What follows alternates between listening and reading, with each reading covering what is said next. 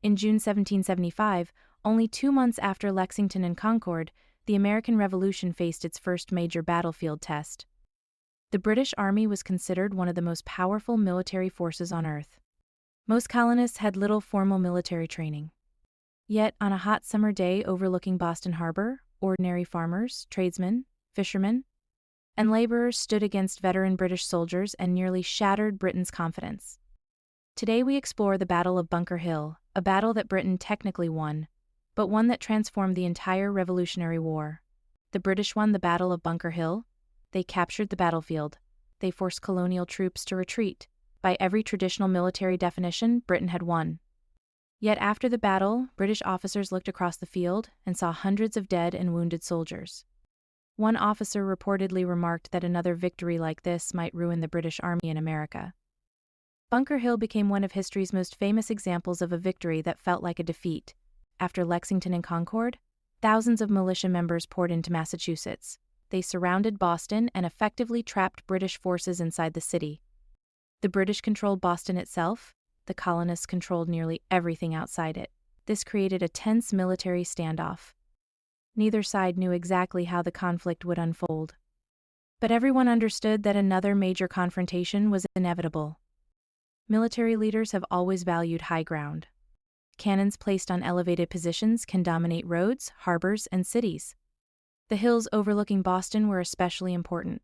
If colonial forces fortified those heights, they could threaten British ships and troops throughout Boston Harbor. British commanders knew they needed to secure those positions before the colonists did. The race for the high ground was underway. American leaders learned that British forces planned to seize key hills around Boston. To prevent this, colonial commanders decided to move first. On the evening of June 16, 1775, approximately 1,200 colonial soldiers crossed onto the Charlestown Peninsula. Their mission was simple: build fortifications before the British could react. What happened next would astonish both armies. One of the most famous battles in American history may not be named correctly. The original orders directed troops to fortify Bunker Hill. Instead, colonial leaders built their main defensive position on nearby Breed's Hill.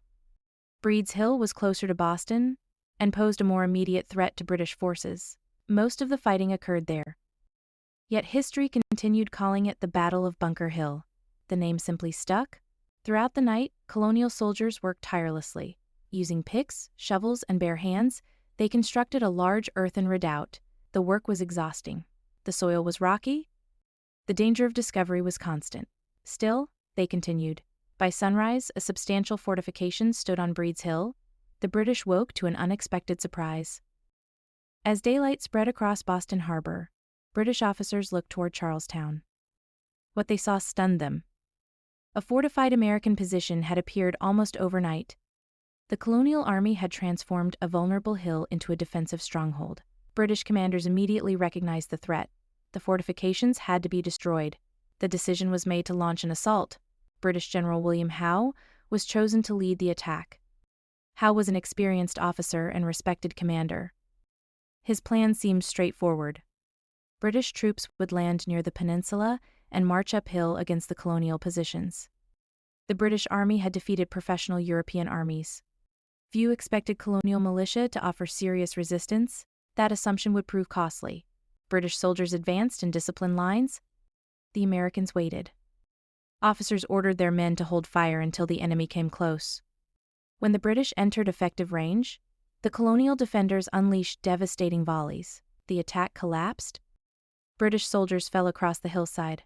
The first assault had failed. The British regrouped. They formed ranks again. Once more they marched uphill under intense fire. Again, the colonial defenders held. The second attack was repulsed. At this point, many observers realized something remarkable. The colonial militia was not running. They were standing their ground against one of the world's strongest armies. The colonial defenders faced a growing problem. Ammunition was running dangerously low.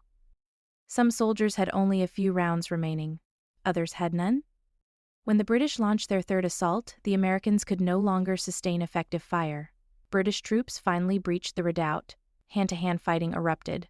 The colonists were forced to retreat. The battlefield belonged to Britain. Among the American dead was Dr. Joseph Warren. Warren had been one of Massachusetts' most influential Patriot leaders. He had helped organize resistance to British policies and played a major role before Lexington and Concord. Although offered command, he chose to fight as a volunteer soldier. His death turned him into one of the Revolution's first great martyrs. The British achieved their objective, but the cost was staggering. Approximately 1,000 British soldiers were killed, wounded, or missing. For a battle lasting only a few hours, the losses were shocking. The Americans suffered heavy casualties as well, but far fewer than the British. Military leaders on both sides understood the significance. This was no minor rebellion. This was war. British leaders had expected resistance. They had not expected resistance on this scale. The battle demonstrated that colonial forces could inflict serious losses on professional soldiers. The idea that the rebellion could be crushed quickly began to fade. Many British officers realized the war might be longer, bloodier, and more expensive than anticipated. The colonists learned something equally important. They could stand against British regulars, they could hold defensive positions, they could inflict heavy casualties, they could survive major battles. Although they lost the field, they gained confidence. That confidence would become one of the Revolution's most valuable assets. Bunker Hill changed how both sides viewed the conflict. The British saw a determined enemy. The Americans saw a realistic chance of success. The battle helped convince many colonists that reconciliation might no longer be possible. The road ahead would be long. But after Bunker Hill, the possibility of independence seemed far more attainable. The Battle of Bunker Hill was technically a British victory. The British captured the hill. The Americans retreated. Yet history remembers something far more important. The battle revealed the determination of the American people. It exposed the difficulty Britain would face in suppressing the rebellion. And it transformed a regional uprising into a war that would eventually create a new nation. Bunker Hill proved that the Revolution was no longer a protest. It had become a fight for America's future.